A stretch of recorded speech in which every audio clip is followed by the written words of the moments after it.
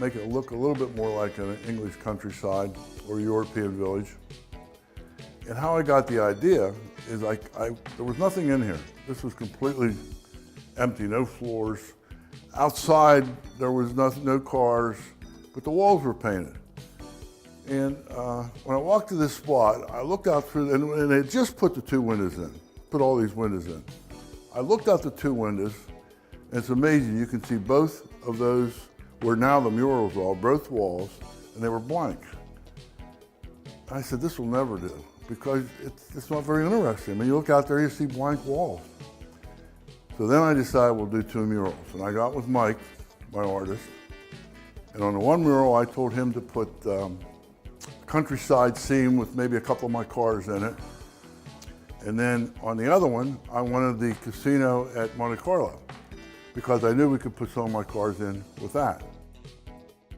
And the walls then kind of grew and took a life of their own. We're going to go over and look at them right now, and you can see what I'm talking about. Well, here's the walls. I think we'll start with this one over here. This was a wall that I told Mike that I just wanted a countryside scene with a couple of my cars, and this is what he come up with. After the cars were in it, Mike said, now what do we do as far as, do we put people in it? And I never thought of that, put people in it, Now the next question is, sure, we should put some people in it. Who should we put in it? Well, I started thinking, well, maybe we'll put some people that worked here, that were here a lot. It'd be a kind of a neat idea. And then I thought, well, here, like for example, here's the electricians that work here. These three guys. Look a little dumpy, but they don't really look that bad. My cousin Dave, he did all the stonework in the building. We've been building the stone wall in the back. And of course, this is my 1955 MGTF that's sitting down there. And here's Mike. I told him to put himself in the picture too. So here's our artist. Then he put his wife in the picture, and she's sitting over here fishing in my no fishing pond. So probably give her a ticket. Then we put Winston Churchill in his underwear. And we put Marlene Dietrich, who happened to have a car like this, in the picture, and happens to be one of the more famous actresses. And I had two carpenters that did all the carpentry work in this building through most of the project. And this is Rob, one of the carpenters. Then, this is my XK120 that I bought back in 1980 and restored myself. And my wife and I had English sheepdogs for about 25 years. And I used to take the English sheepdogs with the top down, I'd set them in the passenger seat, I'd put a hat on and sunglasses. And then we'd drive around town in both my XKE, which is actually sitting right here, and the 120, which is right back here. And we used to get a lot of laughs out of that. Oh, and I forgot one thing here. This is my wife up here looking through the window, seeing what her buddy Winston Churchill's doing in his underwear out there. So this is the first wall we designed. The second one, which I'd come up with, I decided to, I wanted the casino at Monte Carlo. And the reason for that is we've all been there. And when I was there, I got them for about $3 grand. So they helped a little bit pay for this building. I figured it's only right to have them in the picture. Now, as you can see, there's a lot of cars in the picture, and all but one I own, or I have one like it. And the one, if you can tell which one it is, that I don't own, is this one right here. Originally it was a Porsche, but we changed our mind on the Porsche. And I won't tell you why, but it's a long story. And these are the three guys that restore my cars. And this one broke down and we're pushing it off the site. But if we start, let's start over here. We start over here. Oh, then Mike, after we put the cars in, Mike said, now who are the people? So now we had to come up with the people. And this is still moving. This is still moving. If one of these people make me mad or piss me off, I can take them off as easy as they went on. But if I find somebody I really like, we might put them over here or something. Because what happened, I heard the guys whispering. For example, here's Dave. This is the other carpenter. And he has a camera. And his hobby was photography. So I think he was actually the first person that worked here, and I heard whispering around the building saying, "You made the wall. You made the wall. How'd you make the wall? We didn't make the wall." So I figured I had to put some more people in to make the wall. So this kind of became a stature as the construction went up. So here we have the three guys that did the floors, put all the porcelain floors and did the slate floors and the marble floors. We have my brother Richard and his wife Nancy. We have Paul Newman, who was a race car driver. And of course, in the beautiful Aston Martin that's sitting right here, it's similar to the James Bond Aston Martin, the famous one. We have Sean Connery. Of course, me and my wife, Frankie. My mom and dad, who are deceased. Gary Cooper, who owned a car exactly like this, XK140. My youngest brother, Michael, and his wife, Barb. Believe it or not, we have a car in here that came with a ghost. And this is the car. This is a 1950 Mark V drop-head coupe. And so we have the ghost being driven around by Boris Karloff. This is the guy that did the ceiling restoration of all the plasterwork. And of course, we can't go anywhere without Clark Gable, who had several Jaguars. One of the first to ever buy an XK120, and probably helped Jaguar get on the map because he had one of almost every model. This is my cousin Phil, him and I are first cousins and best friends growing up, and we married sisters. So this is my wife's sister, my wife's sister. This is Pete, who likes to ride these big Harleys and was a superintendent on here, so we thought we'd put him on a moped. My younger sister, Lenore and Tom. This is my favorite female movie star, Betty Davis. Steve McQueen, who everybody knows was a race car driver. And we have my sister Marilyn and her husband Jeff. And then we have this guy. I don't know who that is. I think it might be the ghost from the ghost car. Maybe while Mike wasn't looking as he was painting it, slipped onto the scene here. In fact, he looks, if he had a gray brown sweater on, he looks just like the ghost. So that's the wall. Okay, what we're going to do now is walk upstairs, and we're going to look at what is now my office, that in those days was where they counted the money, and I know that's what they used the safe in my office for. But we can't take the elevator up because the elevator doesn't stop at the mezzanine, so we'll have to walk up the stairs. Okay, we're going to go up into my office, which was originally offices. And in some of these walls, these were all partitioned off. In some of these walls, we actually found quarters and dimes and nickels, so they must have done some counting up in this area. And of course, this is the new office, which would have been an office in its time. And of course, here is the balcony which you saw. And when we walked through the balcony door, this mezzanine would have continued the whole way over to the wall. And there were offices in this area also. And we had to tear all that out. And that part was built in 1915. It wasn't something that was new. The other two-story area that we looked at a little while ago was actually built out of wood and pretty easily demolished. This was all steel and plaster, and a very difficult demolition project. Well, this was the second safe, and this one I think they did use for money.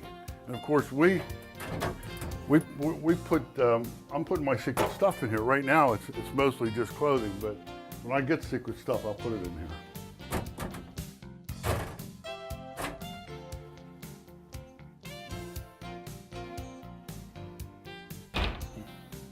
One interesting point about the building as it's finished is that these doors actually came from Africa. They're hand-carved mahogany. This is not a nailed-on reveal strip. You can see the actual hand carving of these doors.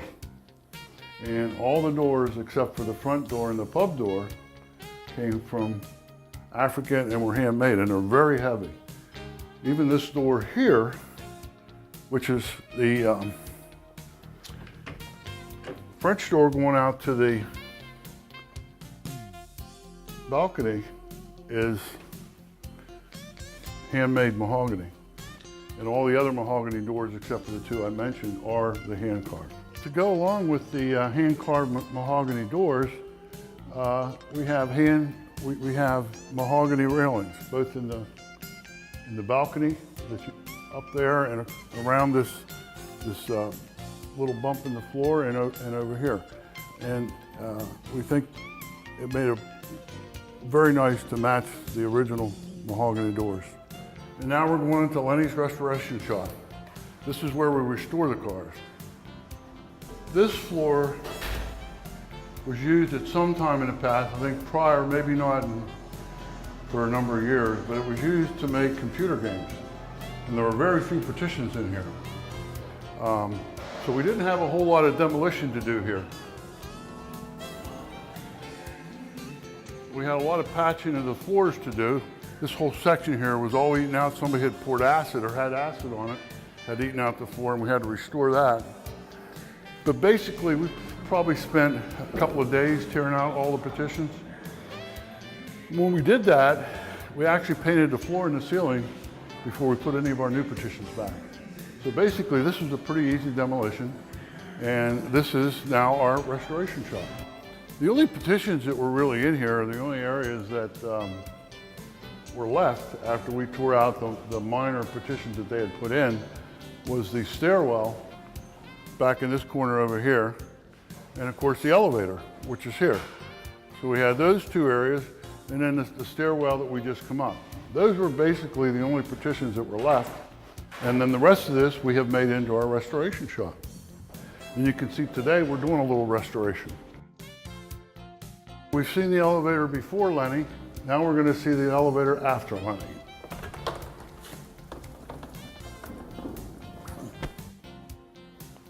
As you can see, the original wood floor has been refinished. The original walls have been refinished, and the ceiling has been redone. Here we are at one of the most important departments of the whole restoration shop. As you can see, it's the pest control department.